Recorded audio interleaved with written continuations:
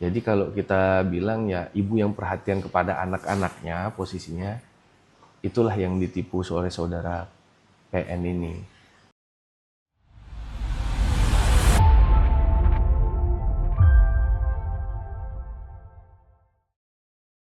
Satreskrim Polresta Balikpapan berhasil mengungkap kasus penipuan dengan berkedok penerimaan P3K di wilayah Kota Balikpapan.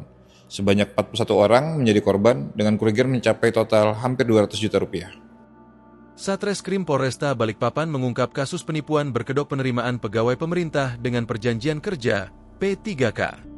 Sebanyak 41 orang menjadi korban dengan total kerugian mencapai Rp186.547.000. Kasat Reskrim Polresta Balikpapan, AKP Jeska Julien Taruna, mengatakan tersangka berinisial VN, 29, seorang ustadz di Balikpapan Tengah, diduga mencatut nama wali kota Balikpapan untuk meyakinkan para korban. Modus penipuan ini bermula saat VN mengaku sebagai wakil direktur Perumda Pemkot Balikpapan. Ia menawarkan jalur khusus masuk sebagai tenaga P3K di sejumlah instansi, mulai Dishub, Inspektorat, DPMP STP, hingga DLH. Para orang tua korban dijanjikan anak-anak mereka yang baru lulus sekolah atau kuliah bisa langsung bekerja sebagai P3K dengan biaya administrasi sekitar 3,7 juta rupiah. Rincian biaya bahkan dibuat seolah nyata, yakni MCU 3,5 juta rupiah, SKCK Rp50.000, dan tes narkoba Rp230.000. Seluruh uang ditransfer langsung ke rekening pribadi VN. Namun tidak ada satupun janji yang terwujud. Barang bukti yang diamankan antara lain satu bundel rekening koran atas nama tersangka, percakapan WhatsApp dengan korban, sebuah HP, serta berkas-berkas dengan tanda tangan dan stempel palsu wali kota Balikpapan. Atas perbuatannya, tersangka dijerat pasal 378 KUHP Jo 65 KUHP tentang penipuan atau pasal 372 Jo 65 KUHP tentang penggelapan dengan ancaman hukuman 4 tahun penjara. AKP Deska mengimbau masyarakat agar tidak mudah percaya dengan tawaran instan bekerja di instansi pemerintah. Ya, baik, di sini kami sudah melakukan ungkap kasus ya kemarin ya. Itu tersangka kita atas nama VN posisinya, dan pelapornya itu salah satu A. Namun setelah kami lakukan pengembangan, ternyata banyak ya korban-korbannya yang lain itu sebanyak 41 orang, di mana terkait modus penerimaan P3K. Pasti begitu.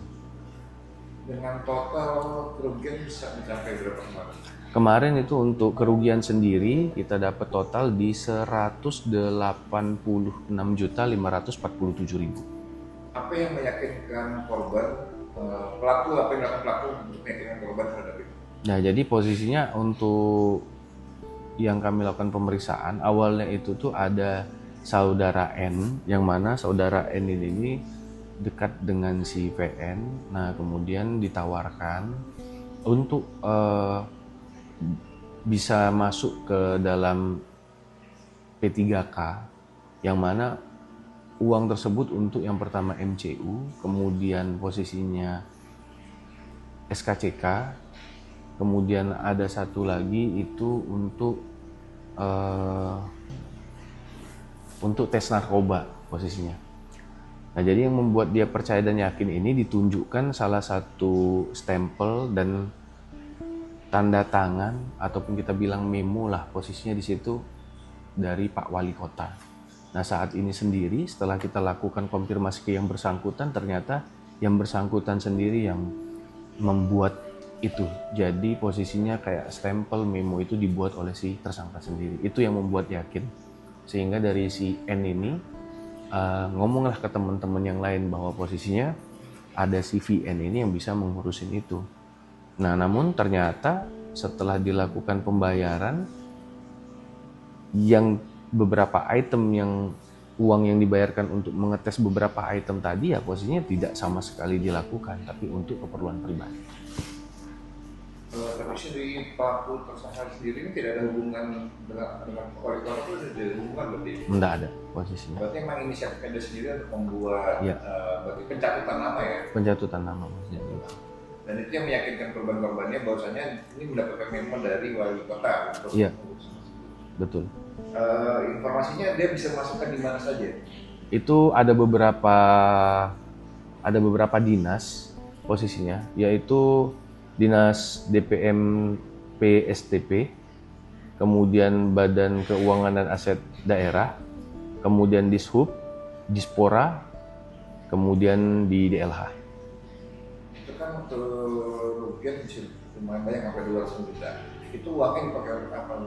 Itu dipakai untuk keperluan pribadi, untuk makan, posisinya minum, kegiatan dia sehari-hari lah posisinya. Apa mungkin gaya hidup juga? Iya, termasuk itu juga.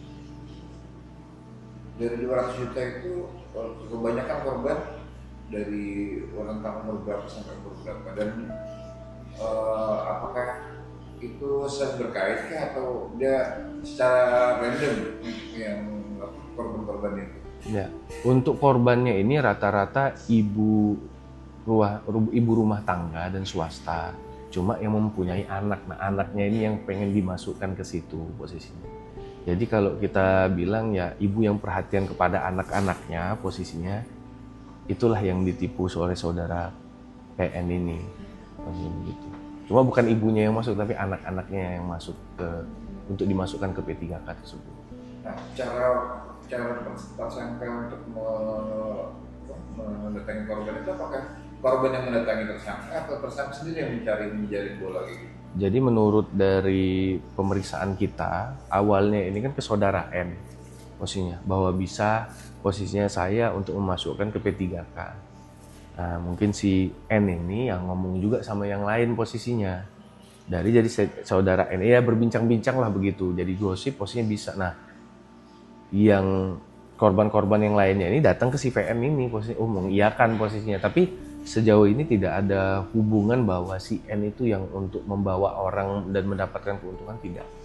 Tapi murni posisinya, oh si N ini bisa, mungkin ada temannya, saya ini loh saat ini, oh iya dari mana, dari sini, akhirnya jadi gosip lah menyebar, akhirnya datang ke si VN ini.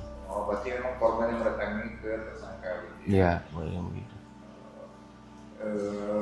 Kemudian berarti hubungan N sendiri dengan si korban ini apa? Pelaku? Kenal posisinya. Nah. Untuk pekerjaan sehari-hari si VN ini tersangka? Untuk saat ini si VN ini swasta posisinya. Tapi informasinya kan juga dia bekerja di salah satu partai yang ada di Balikpapan, apakah itu benar? Ya, menurut pengakuan dia, ia di sekretaris salah satu partai. Tapi itu tidak ada hubungannya dengan ini ya, dengan partai, itu tidak ada hubungannya dengan modusnya dia ini berarti kan? Saat ini sejauh kami melakukan pemeriksaan belum ada hubungan. Dari 41 korban itu semuanya perempuan kah atau macam-macam? Gabung, ada yang perempuan, juga ada yang laki-laki, namun kebanyakan perempuan. Rata-rata korban itu dipatok berapa harganya? Rata-rata itu untuk korban sendiri di angka 3.780.000 sampai paling tinggi itu sekitar 8 juta lebih. Itu kenapa bisa berbeda? Apakah masuk misalkan tingkatan masuk mau di mana jadinya harganya berbeda gitu? Nah, itu kalau kemarin sih MCU-nya bahasanya. Oh, posisinya kalau MCU-nya di sini ini begini, posisinya begitu. Nah. Itu kemarin berapa lama mengungkapkan kasusnya? Ya, untuk pengungkapan kasusnya sebenarnya tidak kurang dari 2 minggu. Namun posisinya di sini yang kami lihat adalah banyaknya korban. Jadi kami masih membuka ruang. Waktu kemarin kita buka seperti posko di sini. Jadi saya bebankan kepada yang piket, kalau ada yang atas nama penipuan P3K, coba ditarik ulur dulu. Apakah sama modusnya seperti ini? Nah, itu yang kami coba tampung posisinya. Ada beberapa juga yang posisinya kita tampung, penipuan juga, rupanya bukan masuk ke situ, ya kita baru buatkan LP.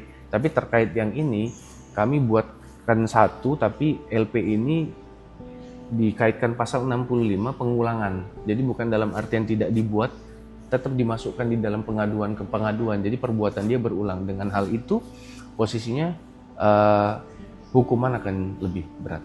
Hingga saat ini apakah ada korban tambahan dari kasus tersebut? Untuk saat ini belum.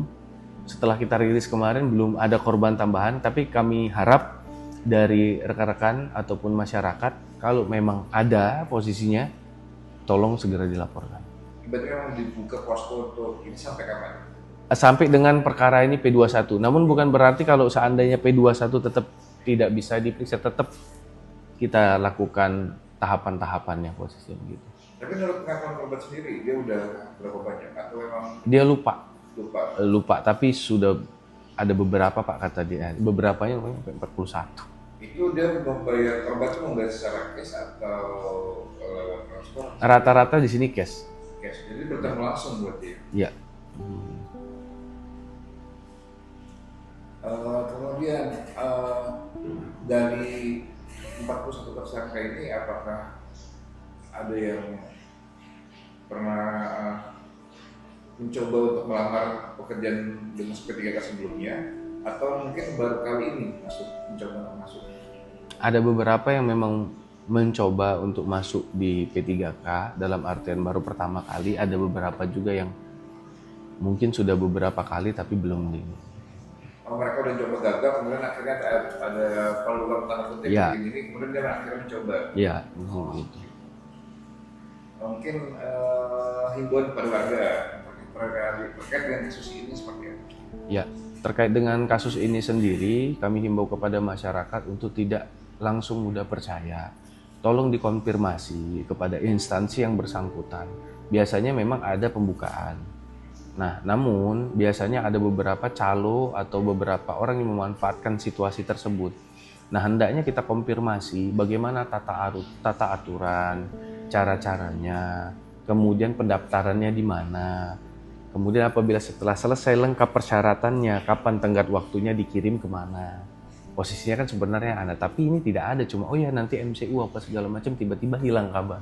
Harusnya kan biasanya nama pendaftaran itu ada tenggat waktunya.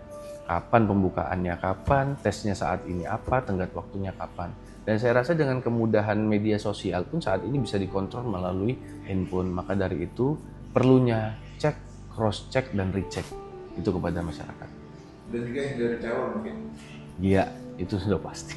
Iya, bisa mungkin dari calo. Kalau ini bisa masuk calo berarti kan? Iya, bahasanya begitu. Bisa masukkan ini berarti calo ya? Iya, calo yang untuk dapat membantu kelulusan. Lebih baik berusaha sendiri dari calo untuk menghindari kasus ini terjadi terulang kembali. Iya, betul. Baru saja kita dengar keterangan dari Kasat Reskrim Polresta Balikpapan, AKP Jeska Julian Taruna, terkait kasus penipuan berkedok penerimaan P3K yang ada di Kota Balikpapan.